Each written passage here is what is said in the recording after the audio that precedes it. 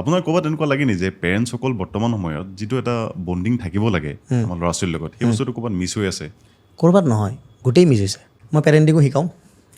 মই আপোনাৰ এইটো চাইছিলোঁ কিন্তু ক'ৰবাত পেৰেণ্টিঙৰ চবতকৈ মেইন প্ৰব্লেমটো হৈছে এতিয়া পেৰেণ্টছ বাচ্ছাৰ লগত কানেক্টেড নহয়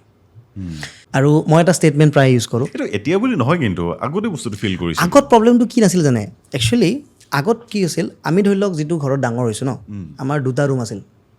হয় আমি 7টা ৰুমৰ ঘৰত ডাঙৰ হোৱা নাই আমাৰ সময়ত মোবাইল ফোন নাছিল আমাৰ সময়ত টিভিও ইমান নাছিল DD1 আছিল এটাই চেনেল আছিল চাব লাগিছিল তেতিয়া কি হ'ল মায়ে যদি এক থাপৰ মাৰেও ন আমি ঘূৰি ফাকি আহি আকৌ মাৰ ওচৰলৈকে আহিব লাগে তো তাত কি আছিল আমি মা দেউতাৰ লগত সম্পৰ্কটো মেইনটেইন কৰিছিলোঁ ল'ৰা ছোৱালীয়ে আজিৰ যুগত অপজিট হ'ল আজিৰ যুগত যদি পুতেকে মাকক এক থাপৰ মাৰে পুতেকে গৈ বেলেগ এটা ৰুমত নিজকে লক কৰি ল'ব মোবাইলটো চাব লগৰ লগত কথা পাতিব গেম খেলিব তেওঁ সেই যিটো মনটো বেয়া লগা বস্তুটো ঠিক কৰাই ল'ব পাৰে